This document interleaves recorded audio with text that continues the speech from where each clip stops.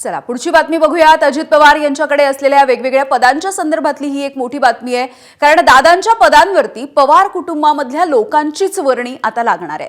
राष्ट्रवादीमधल्या सूत्रांनी एबीपी माझाला या संदर्भातली माहिती दिलेली आहे। अध्यक्ष आणि संचालक असलेल्या जागांवरती पवार कुटुंबामधल्याच कोणाची तरी नियुक्ती केली जाईल। दादांकडे माळेगाव कारखान्याचं अध्यक्षपद होतं। अजित पवार हे विद्या प्रतिष्ठान, वसंतदादा शुगर इन्स्टिट्यूट आणि रयत संस्थेवरती देखील काम करत होते। काही पद त्यांच्याकडे होती आणि त्यामुळे या पदांवरती आता पवार कुटुंबापैकीच कोणीतरी असणार आहे। काही पद उपमुख्यमंत्री सुनेत्रा पवार यांच्याकडे देखील जातील अशी माहिती सूत्रांकडून मिळते आहे।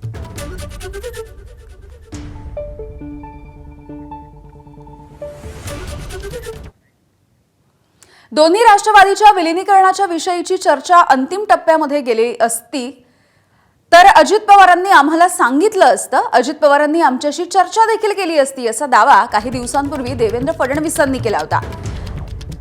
आमच्या सर्व चर्चेमध्ये मुख्यमंत्री कुठेही नव्हते, त्यामुळे त्यांना माहिती असण्याचा संबंधच नाही असं उत्तर आता फडणवीसांच्या दाव्यावरती शरद पवारांनी दिलेलं आहे।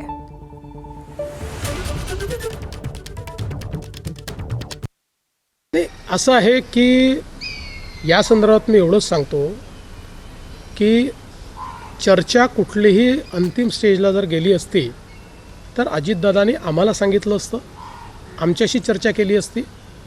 कुठली तारीख जर ठरली असती तर ते आमच्या सरकारमध्ये आहेत आणि सरकारमध्ये आमच्याशी शेअर न करता ते असा निर्णय घेऊ शकतील का?